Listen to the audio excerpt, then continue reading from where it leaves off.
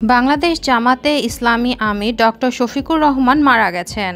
ইন্না লিল্লাহি ওয়া ইন্না ইলাইহি রাজিউন। দলটির প্রেস উইং সন্ধ্যা 6:30টার দিকে বিষয়টি নিশ্চিত করেছেন। তার মৃত্যুতে পুরো দেশে শোকের ছায়া নেমে এসেছে। দেখলে চোখের পানি ধরে রাখতে পারবেন না আপনি।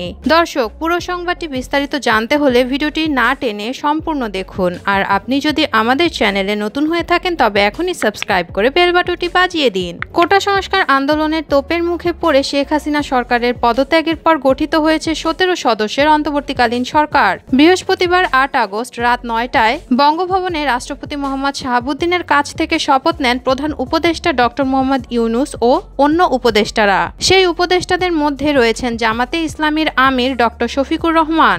অন্তর্বর্তীকালীন সরকার গঠন থেকে শুরু করে মন্দির সহ সংখ্যালঘুদের ঘরবাড়ি পাহারা সব কাজে সামনের সারিতে দেখা যায় এই উপদেষ্টাকে। 1958 সালের 31 অক্টোবর মৌলভীবাজারের কুলাউড়ায় সম্ভ্রান্ত পরিবারে জন্মগ্রহণ করেন ডক্টর শফিকুর রহমান। মোহাম্মদ আবরু মিয়া ও খতিবুন্নেসা দম্পতির 5 সন্তানের মধ্যে তৃতীয় তিনি। তারা 3 ভাই ও 1 বোন। 1973 সালে স্থানীয় বরমজাল উচ্চ বিদ্যালয়ে 10ম শ্রেণীতে পড়ার সময়ই রাজনীতিতে হাতেখড়ি হয় ডক্টর শফিকুর রহমানের। ওই বছরই তিনি যোগ দিয়েছিলেন জাসদ ছাত্রলীগে। 1974 সালে ওই স্কুল থেকে এসএসসি এবং 1976 সালে সিলেট এমসি কলেজ থেকে কৃতিত্বের সঙ্গে এইচএসসি পরীক্ষায় উত্তীর্ণ হন ডক্টর শফিকুর রহমান। সিলেট মেডিকেল কলেজে ভর্তির পর তিনি পরিচিত হন বাংলাদেশ ইসলামী ছাত্র শিবিরের সঙ্গে।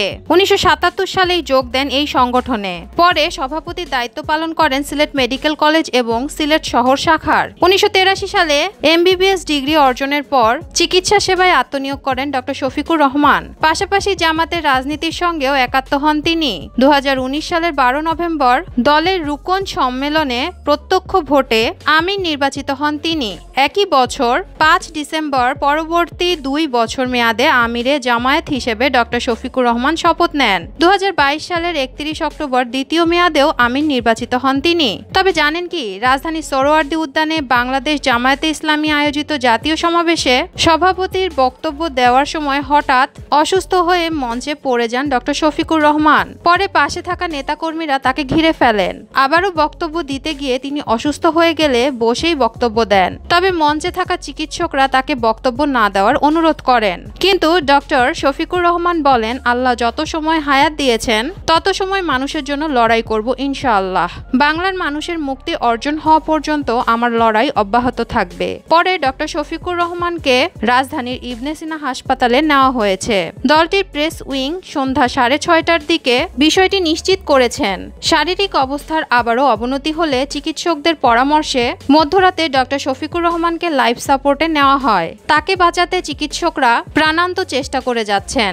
ডক্টর শফিকুর রহমানের সুস্থতার জন্য দেশবাসীর কাছে দোয়া চাওয়া হয়েছে। দর্শক, জামাতে ইসলামীর আমির ডক্টর শফিকুর রহমানকে আপনার কেমন লাগে কমেন্ট করে জানিয়ে দিন আমাদেরকে। ভিডিওটি যদি ভালো লেগে থাকে একটি লাইক দিন এবং শেয়ার করুন আপনার বন্ধুদের সাথে। আর আমাদের চ্যানেলটি এখনই সাবস্ক্রাইব করে বেল বাটনটি বাজিয়ে দিন। ধন্যবাদ।